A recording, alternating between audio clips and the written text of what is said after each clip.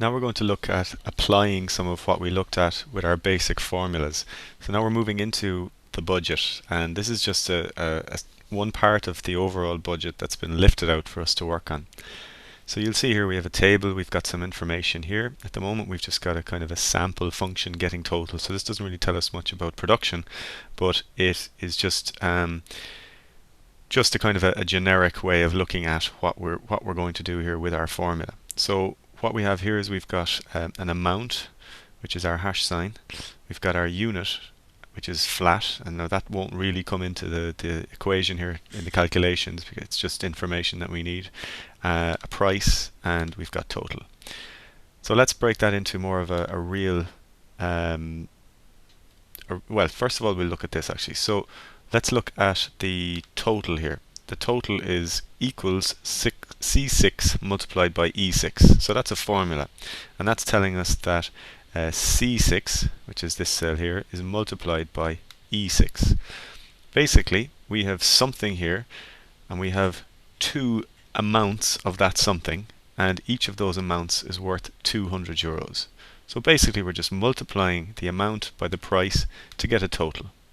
Okay, now when we get that value, one of the handy things about Excel is that we don't need to type in a new formula for each one of these. So if we had another number of items here that we'll come to in a moment, cameraman, sound up, and all that kind of thing, we don't want to have to type in formulas each time. So what you can do is you can copy by clicking and dragging when you get the little plus on the bottom right hand side of the cell, and that allows you to copy a formula down, and that new formula each time you go down will replace the C6 with C7, 8, 9, 10, and so on. Sorry, C is this column here, and it will replace the E6 with E7, 8, 9, 10, and so on. So the formulas only need to be created once at the top, and then they can be copied down. So let's say now we have camera operator, and the amount here relates to the amount of days. So let's say he's needed on location for 10 days, and it's a flat rate. Flat rate just means that his price won't change throughout those 10 days. We're not starting with a rate for 3 days that becomes less as he goes into the last 7 days, or any kind of flexibility around that rate. It's flat, it's going to be the same for each day.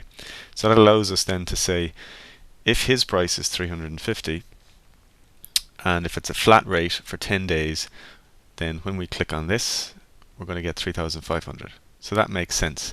We need him for 10 days. He's 350 euros a day. So that's his total. So that's the camera operator. Because we copied the function or the formula down from the top, it's automatically carrying out that formula when we move down each one. So sound up. Now, let's say we need him for 7 days. Flat rate, and we'll put him in as 300. Again, 7 by 300 is 2,100. Now we could fill this in, and when we get to the bottom we're going to have to get a total for all of our above the line production costs, and all that means is that we're going to need to somehow add up everything from here down as far as here, and we've done that using the sum. So I'll do it again. Equals sum, opening bracket, and then click and drag through all the values I want to include in my sum, close the brackets, and hit enter. And it's that simple. And from there on in, really, it's just a case of repeating that process down through the budget. So I'll go back to this guy here. Now, let's say you wanted to add, maybe you had too many operators or too many staff members you wanted to include and you didn't have enough lines here. It's pretty straightforward. You select a row in your table, right click and insert, shift cells down, and you can add a cell that way, or a row of cells rather that way. Okay, so this is getting into the more realistic use of your using your formulas for, obvious reasons. And I just need to copy my formula down there, and then I can keep working. Okay, so that's applying formulae in more of a real budget situation, but the rules for the formulas all stay the same. We're not doing anything necessarily different than we did here. We're just applying it in more of a practical sense here.